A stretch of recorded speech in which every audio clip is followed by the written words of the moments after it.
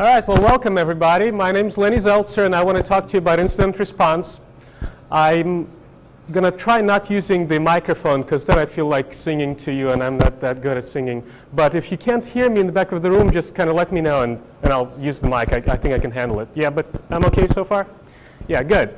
So I do incident handling sometimes, and what I found is that a lot of companies prepare for incident handling, and then when a problem occurs, turns out that nobody was doing what they were supposed to, nobody was reading the procedures, or maybe the procedures, turns out, don't even exist. So that's the type of scenario that I want to explore in this talk.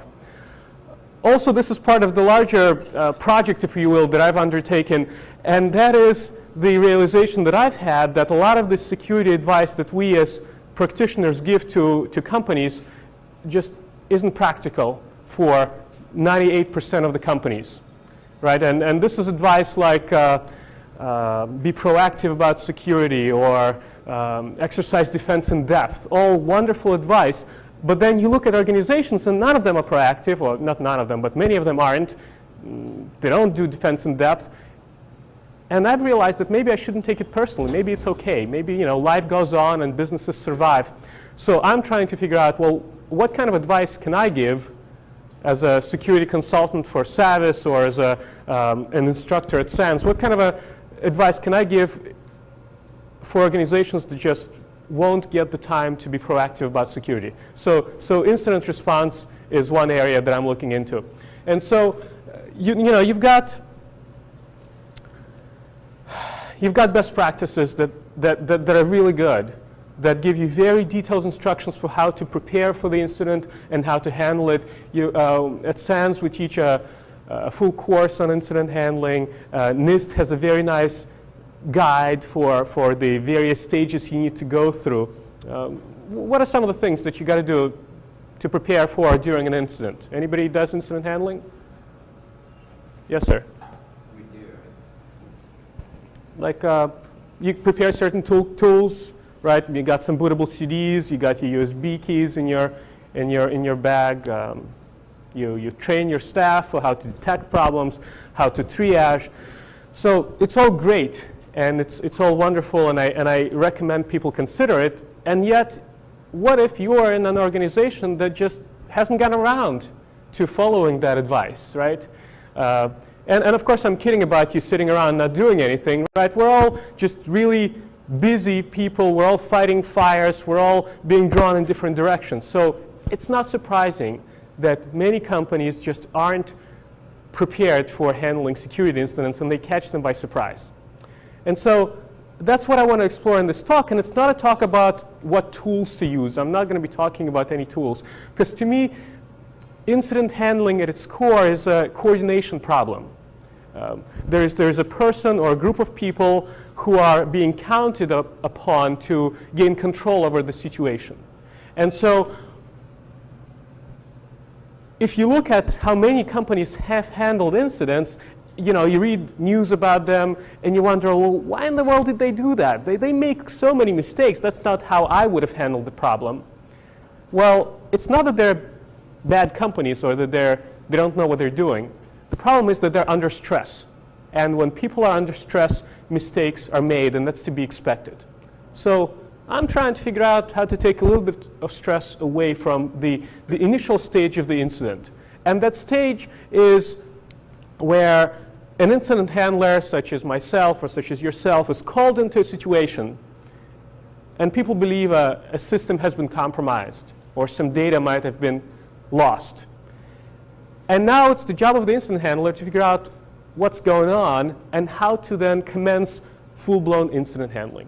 Right? And it's a stressful position, and I find myself in that position quite a bit because I'm asked to assist my customers with incidents. And what I found that releases a lot of the stress for me and makes me feel comfortable walking into the situation and asserting my authority is knowing what questions to ask. So this talk is going to be very much about what types of questions to ask to gain control over the situation that you're walking into. And it's not easy. It's not easy. So I've broken this questionnaire, if you will, down into several key steps. the start of this process is you get a phone call at 1 a.m. because you're the incident handler on duty, and on the other line somebody says, we've got a problem, we think our web server got hacked. So here you are, all sleepy, dragging yourself out of bed, maybe driving quickly into the office, or probably in most cases getting onto a conference call. And now a lot of people are looking at you for advice. So that's the start. The end goal is you having figured out what happened, gained control over the situation, assigned responsibilities, and now you can commence with the full-blown incident response where people identify the exact scope of the problem and eradicate it and contain the issue and then return back to business. So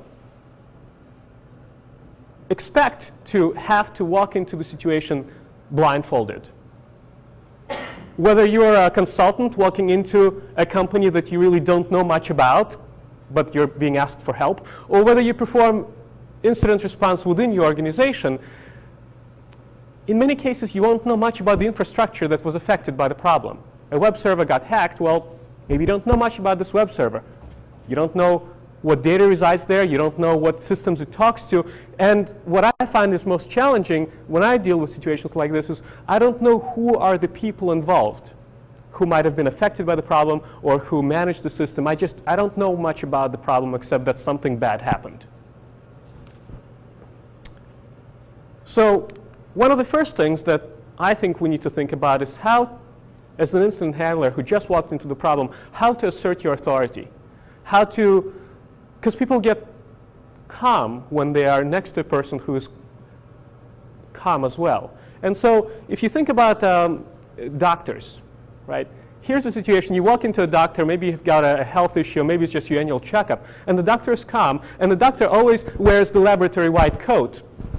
Why? It's not like you're going to start spitting blood on him right there, right? But he wears the white coat, and he always carries the stethoscope. He always carries a stethoscope, though he doesn't really use it. But that's the look of the doctor that you've come to expect. So he gives you what you're looking for, because when you look at a doctor like that, he's calm, and all of a sudden you feel better. And so as an incident handler, I'm not suggesting you wear the white lab coat, although it turns out in studies, people who wear white lab coats exert a lot of authority all of a sudden, just automatically. There's something about the white lab coat. But perhaps it's the types of questions that you ask, it's the type of posture that you have, or it's the type of voice that you use that's calm, and other people all of a sudden will start looking up to you.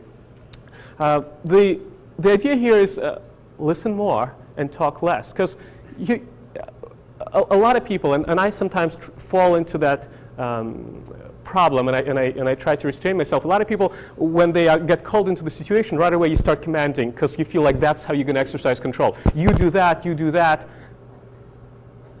Listen to the problem first. And since I'm talking about doctors, I read a study that looked into the likelihood that a doctor might be subjected to a lawsuit, to a malpractice lawsuit. Because some doctors get hit with them a lot, and there are some doctors who've been practicing for years and haven't been hit by a malpractice lawsuit. And what they found was a significant variable was simply how much time does a doctor take to listen to the answers to the question that he asks you. And those doctors that spend just an extra minute listening to their patients, turns out their rate of being sued drastically drops. Maybe because the patients feel like they've got a friend, a partner in front of them. And so the same advice goes to us, right? Just listen to see what the problem is. Because a lot of people are going to be talking, and right now you don't know what's what. Maybe the initial diagnosis of the problem was incorrect. Maybe it's not the web server that got hacked. Maybe it's the firewall in front of it that's participating in some kind of an injection attack. But you listen and you try to figure out what's going on. And so just because incident handling is stressful, I thought I'd throw in little flowers here and there in the presentation, because we can all use a little bit more flowers in our lives. But this process of walking in and gaining control of the situation, what types of questions are we asking? What's the nature of the problem, right? These are open-ended questions. And whether you're I don't know if you've heard policemen, right? So somebody complains to them that something has happened. They ask you, so what seems to be happening?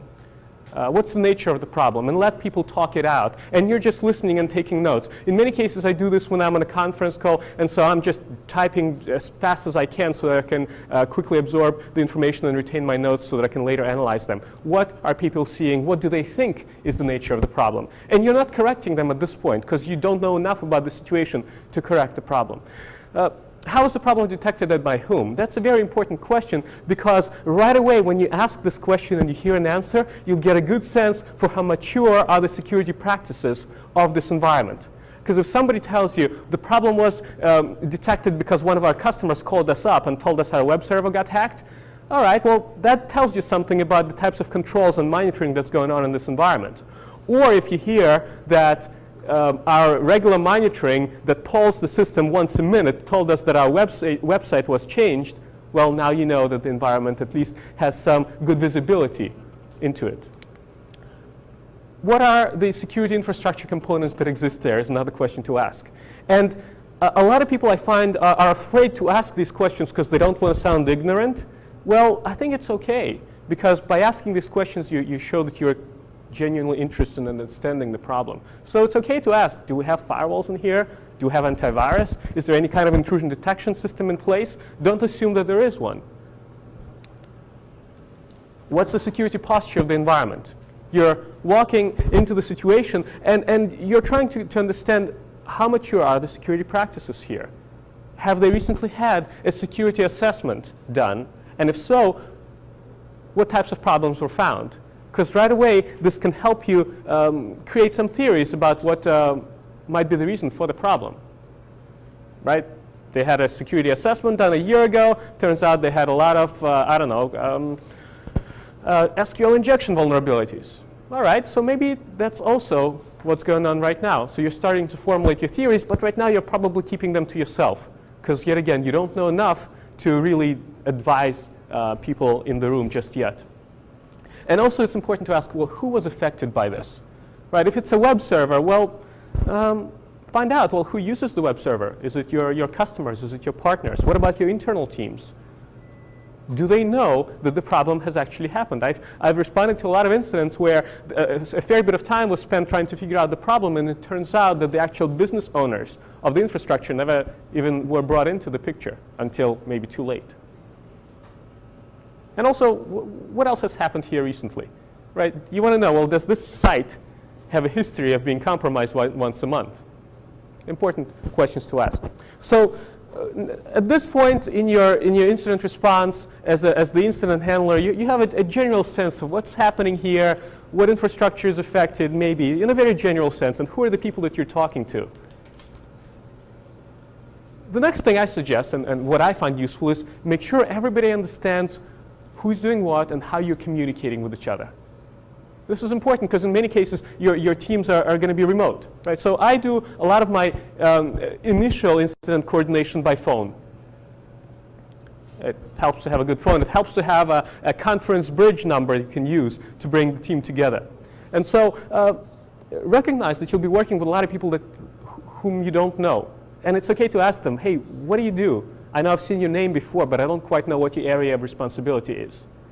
And you want to know that because you want to know when to talk to them and when to ask them questions, when to seek their advice. Understand what responsibilities people currently involved with the project have. Right? Is this the DBA? Is this the web administrator? Is this the business owner? Is this the project manager? Is this the sales executive for the customer who was affected? And then, if you have the authority, you can start assigning roles, right? Sometimes, depending on how your incident response program has been designed, sometimes you have the ability to say, all right, so now you are responsible for calling the legal counsel. You are responsible for communicating with the affected business users. Sometimes you don't have that responsibility, but try to assert that authority. In many cases, what I found is that companies that haven't been prepared for an incident don't quite know who has the authority when an incident has happened. They actually don't know, and everybody's kind of looking to see, well, who will take that role? If you're an incident handler, then you're kind of expected to coordinate everybody's response, then you should probably take that responsibility.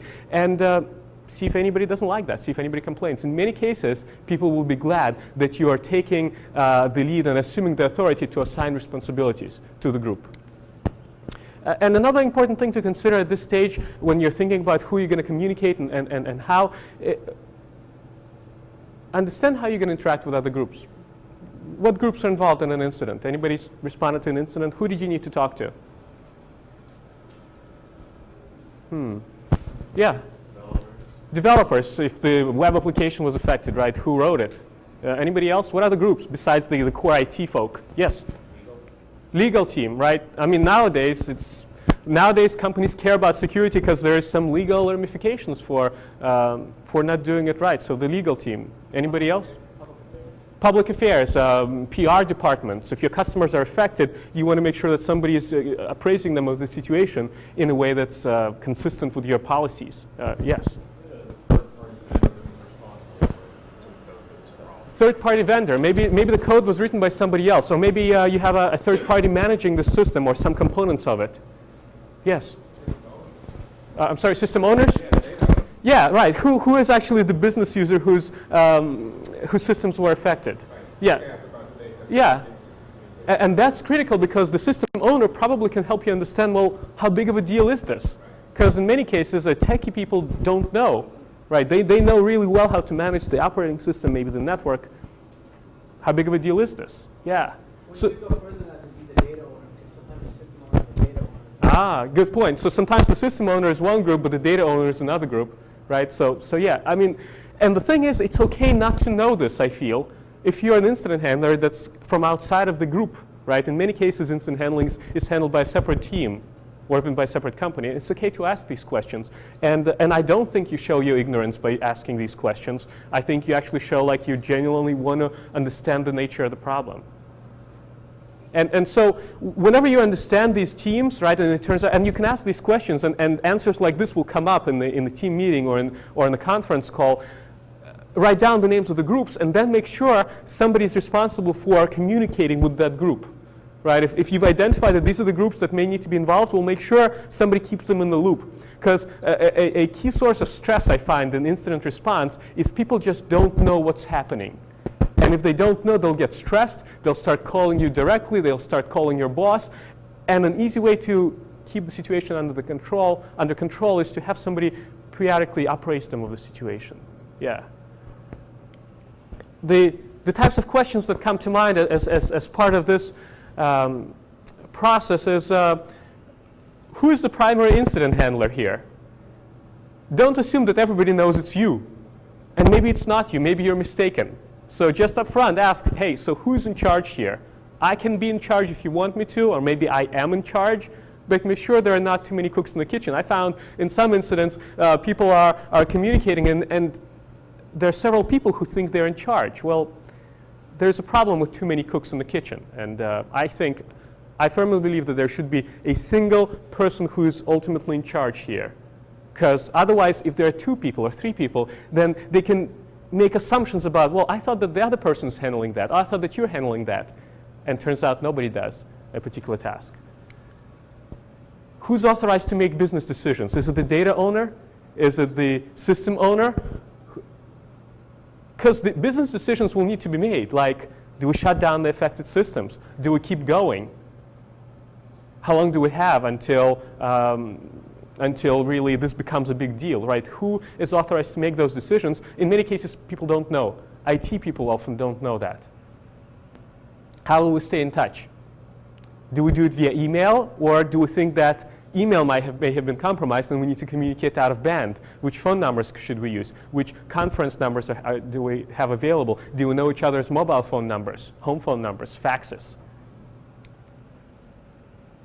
This is also important. How often will we reconvene to appraise each other of the situation? And also, how often will we update the other groups? And I find that it's important to have this scheduled. Because, once again, having some kind of a schedule gives you a feeling of control. And a feeling of control often translates to the actual control. So, for example, maybe on hourly or every other hour, somebody on your team will be responsible for calling up the business or the data owner and telling them what's going on now. maybe if you have no updates, even doing that regularly, even if you have nothing new to report, will give people a sense that you're moving forward. Because otherwise, if people don't hear from you, they'll kind of assume you're not doing anything. That's what I find. People assume the worst under these stressful situations. Yes, sir? What are your thoughts on methods of communication and methods of archiving notes and information, specifically as it regards to legal discoverability? So the question is, how do we maintain notes and progress reports and catalog our findings in a way that's friendly towards the legal process, forensically sound evidence, chain of custody, that type of stuff? I'm probably the wrong person to ask that question because it's the question to ask your legal team, because they might interpret their obligations differently. For example, the chain of custody requirements are very rigorous for law enforcement, but what people are realizing now is that maybe if you're in the private sector, you're cut a lot more slack, and maybe it's okay not to have everything under lock and key sometimes. But I don't want to make those recommendations because it really depends on how the legal team within your company interprets what your responsibilities are. But you definitely want to keep in mind, just from a common sense, that whatever notes you take, people can't just easily tamper with them, of course. And most importantly, I find is you want to make sure that whatever communications you use, whatever method of communications you use, you don't let the attackers know what you're up to, right? If your email server is compromised, or you think it might be compromised, don't use it to update each other of your staff. And yes, sometimes the safest thing is to use pen and paper if you're not sure which infrastructure components have been compromised.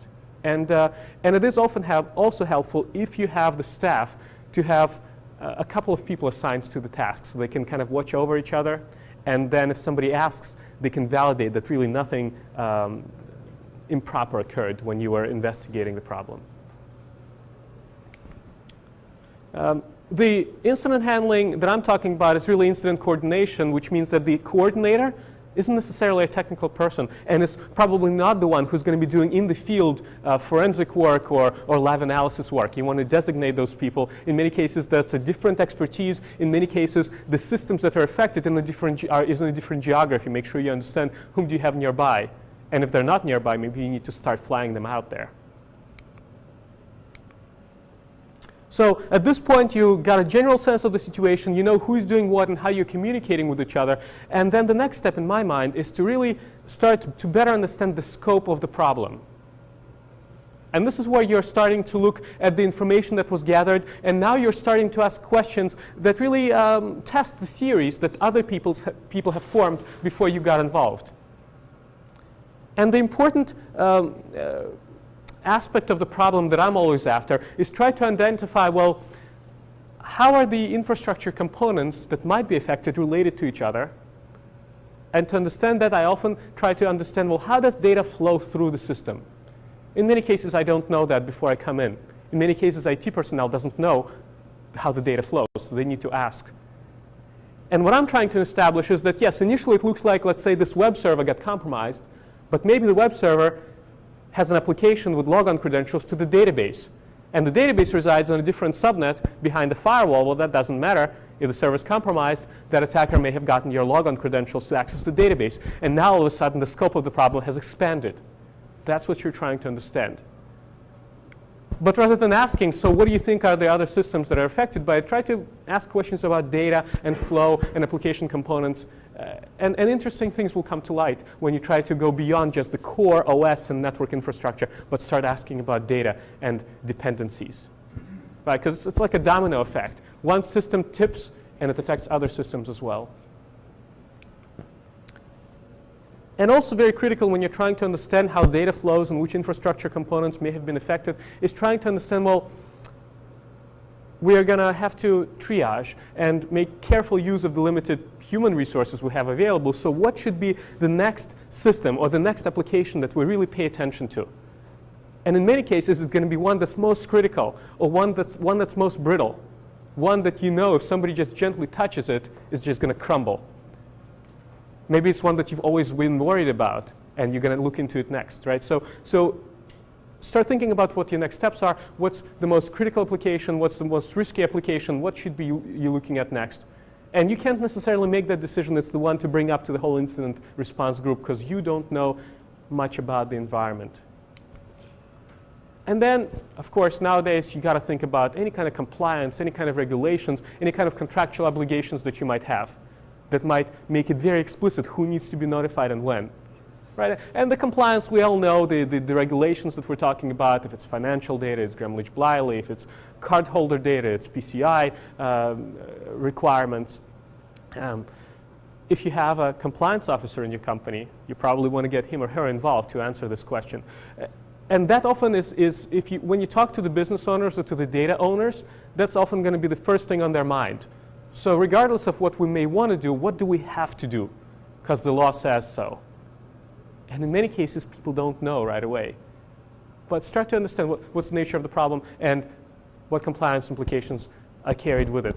So in terms of the specific questions that I ask at this point, it's what's directly affected? What applications are there? You'll be surprised how many system administrators or technical security personnel focus their efforts on the OS and on the network and somehow don't think to ask, well, what's the application here? What's the data that's affected? Ultimately, it's not about the networks and the systems. It's nowadays about the data. Compliance regulations.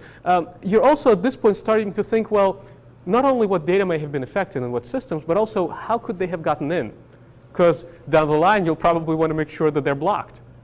So what I often ask is, well, what are the different ways of getting into this environment legitimately? Right, forget about somebody hacking your firewall at this point. Think about legitimate ways of getting in, because that's probably the easiest way to get in, right upon that opening that already exists. And you'll find out that there's this VPN tunnel, there's this open firewall port with Telnet or SSH open, there's this partner that has a way in, there are these internal users that have another connection into this environment. All right, so now you can start thinking about what inwards paths to examine. And secondly, find out, well, how can data get out? Because the fact that they got in, I mean, it's a problem for integrity, but really what nowadays people are concerned about, well, did any data get out? And if so, how could it have gotten out? And I often ask, how is the firewall configured here? Does it block outbound traffic by default and only allow very specific protocols through? In many cases, no, everything's allowed outbound. But you want to ask those questions as well. And yeah, at this point, you can ask about theories, right? Because people who are participating in this incident, they probably have already been doing this for a little bit longer than you, because you get involved a little bit later after them. Have they formed any theories? Then yeah, write them down and start thinking about why they think these theories are valid, and maybe try to invalidate these theories. And another thing to consider in terms of your liability and also being a good citizen is what risk are we posing to other organizations? Are we a provider to another partner? And now if our environment's affected, they could be affected as well. Or is our system being used as part of a bot network and we're now all of a sudden attacking somebody else? That carries legal implications as well. So that's another question to ask. So, all right, so now you have a pretty good sense of the scope of the problem, right? There's still a lot more work to do, but you're just trying to understand who is affected, what's affected, how big of a deal is it? To better understand the scope and to start being able to validate the theories that people formed about what exactly has happened here, you want to review the results of the initial survey that was performed. And what do I mean by the initial survey? Well, before an incident handler gets invoked, usually there's some system administrator or help desk that performs some initial qualification steps to determine that this is a security problem. Maybe it's not a security problem. Maybe just process crashed. So you want to understand whoever performed some initial examination of the systems affected, what did they find? So this is to perform the initial assessment, the initial survey of the system. I'm not going to talk about it, right? These are the tools that people use. You look at the processes, you look at the file system, you look at recently modified files, you look at your logs. So if you're interested in that, I'm going to pass around a cheat sheet that I've prepared. I'm not going to discuss it, but these are really the steps that I find system administrators often want to take to just qualify the nature of the problem. And just feel free to look at it, feel free to pass it around your organization, and I'll give you a link where you can download a copy of this if I didn't print enough.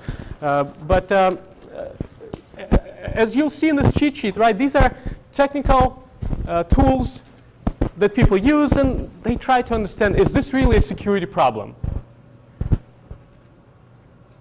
So, understand what have people observed so far, right? Somebody has probably looked at some logs. Somebody has probably looked at the processes running on the system. So, find out what did they base their theories on? And what did they see? Were there alerts issued? Was intrusion detection involved? What did it find? I find that in many cases people forget that certain other teams might have additional visibility into the environment. If you're going into this problem with a security mindset, right away you're looking at firewall logs, you're looking at network intrusion logs. What about OS level logs? Talk to the sysadmin. Hey, what about application level logs? Talk to whoever manages the web server. Or logs specific to the application. Talk to the developers. And also consider how much of the data that was gathered so far is actually usable. Because in many cases, people who perform this initial survey, they don't necessarily know what to look for. They maybe are new to this environment as well. And so sometimes what they collect isn't all that useful, isn't all that meaningful. Maybe they looked at all the wrong things. You're thinking, how much data can you use already? Because later on, you'll need to examine this again probably. And you want to know how much work can you save yourself so that you can rely on whatever was collected so far. And also consider, what information have we lost? Because every time you touch a system, you run a command on it, you look at a file, you modify the system's state. And that's why it's really important to understand what specific tools were used to qualify this issue and to determine that it's a security problem. Because by just performing that initial survey, the administrators may have deleted all the tracks. You want to understand that. And that's why I always ask about the specific tools that were used to understand what maybe has already been lost. And it's not to criticize the administrator, because the reality is, to qualify any problem, the administrator needs to look at the affected systems or applications, and by doing that, inevitably some data is going to be lost. So yeah, so the type of questions that I ask here are, well, what do you do to determine that this is a security problem? What tools did you use? What commands did you run? In many cases, people actually don't remember, I find. They will say, well, I don't know, I just opened command shell and maybe their history file exists if they were using Unix. What steps were taken to contain the problem? Because what I find is that whoever performs this initial response, which is usually not a security person, may have decided to act to contain the problem. And I'm not saying they did it incorrectly. Maybe they did it the right way. Maybe they pulled the plug and the system is disconnected from the network. Maybe they terminated that process that they thought is malicious. Maybe they shut down the box. And maybe it was the right thing to do. You just want to understand, what did they do to contain the problem? Maybe they did nothing. That's an important finding as well. Did they see anything suspicious in the logs? Did any suspicious alerts get generated? You want to just, yet again, you're just still absorbing information. And lastly, now is the point where you can actually start making some recommendations. You know who is who, you know what's the nature of the problem, you understand the environment a little bit, you understand what tools were used and what information the theories were based on. And now, maybe an hour later, maybe 2 hours later, or maybe just 10 minutes later, now you can start thinking about, so now what do we do?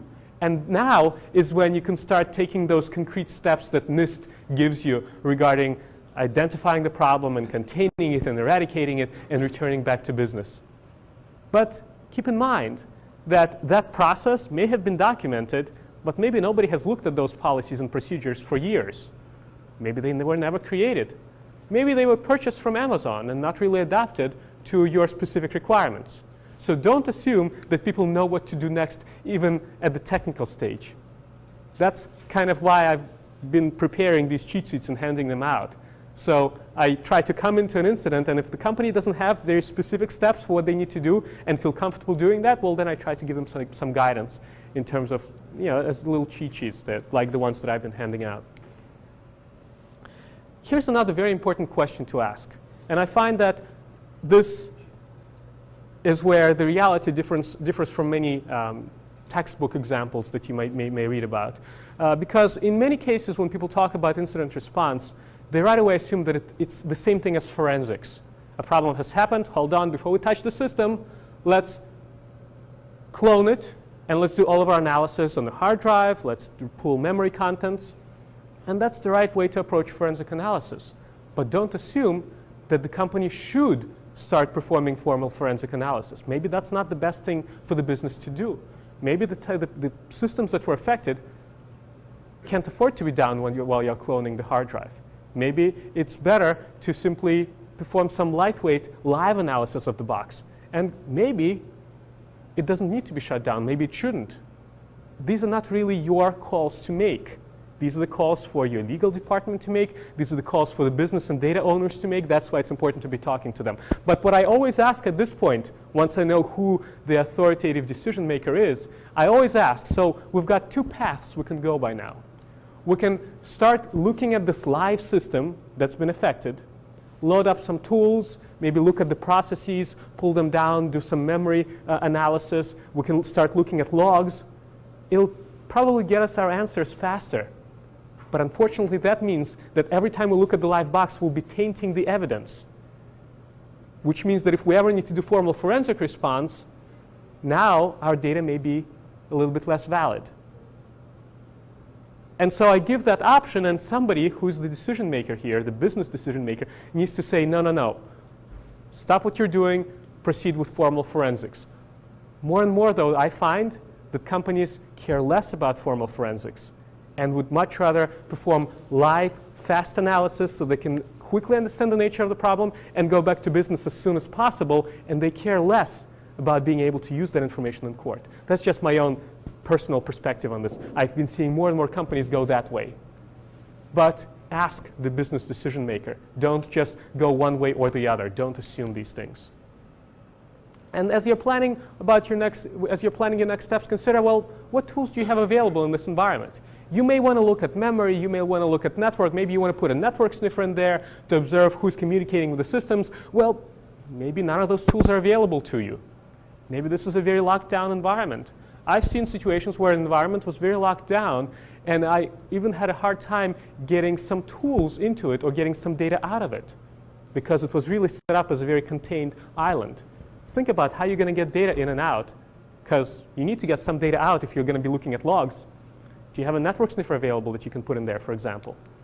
So yeah, so I asked those types of questions. Do we have any specific procedures that we must follow because they were designed beforehand? Does anybody know how to follow them? Is anybody trained in them? Do we want to do live forensics, live analysis of formal forensics? How do we get files off these systems? And how can we monitor the environment? And also, right away, you're also thinking, well, how are we going to get back into business? And getting back into business will often mean restoring the system to a known trusted state from tape.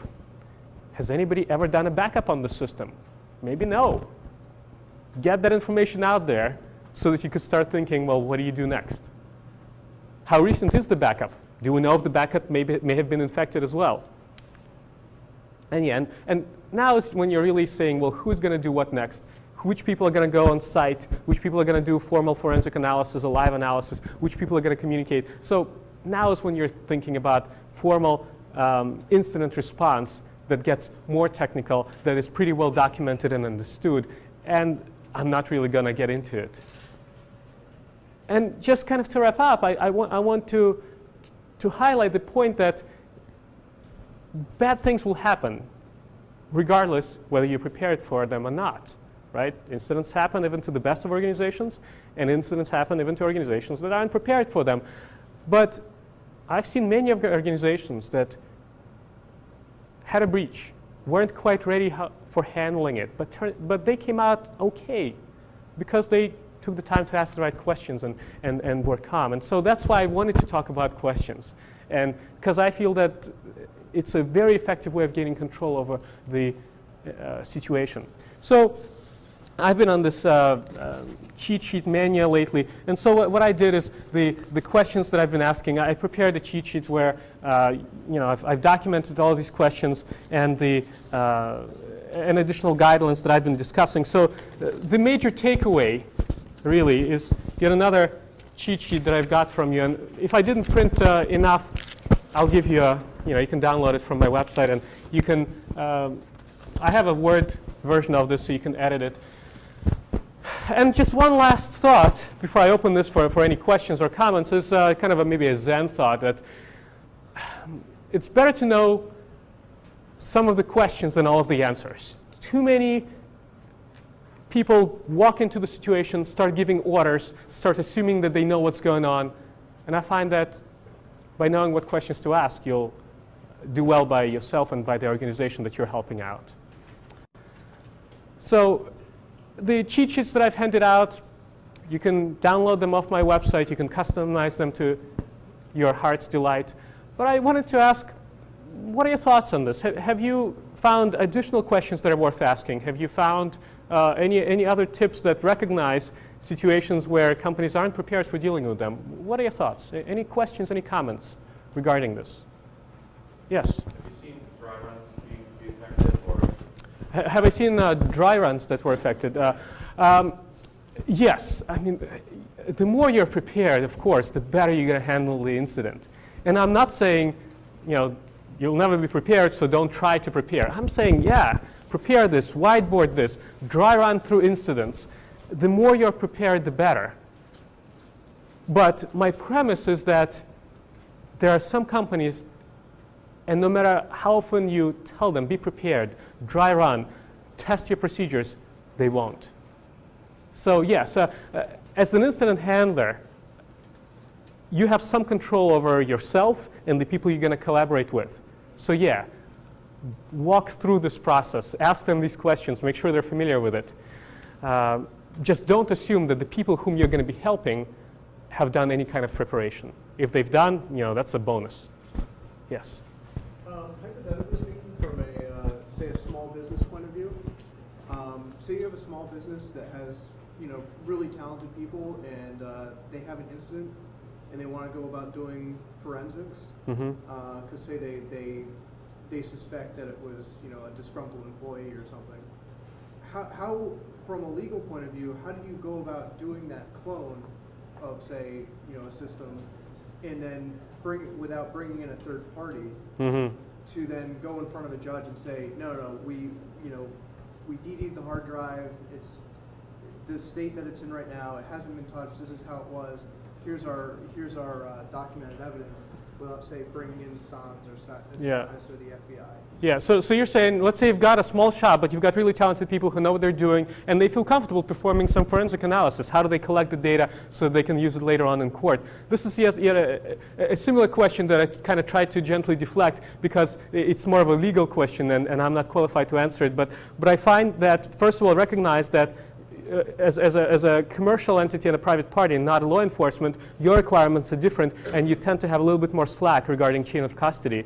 But if you use tools that are acceptable, like DD, let's say, if you take cryptographic hashes of what you find, if you can confidently say that whatever data you've captured was very unlikely to have been tampered with, then I think you're going along this the right way. But for specific advice, I'm not a forensic expert, nor am I a legal expert, so that's probably as much as I feel comfortable saying regarding that topic.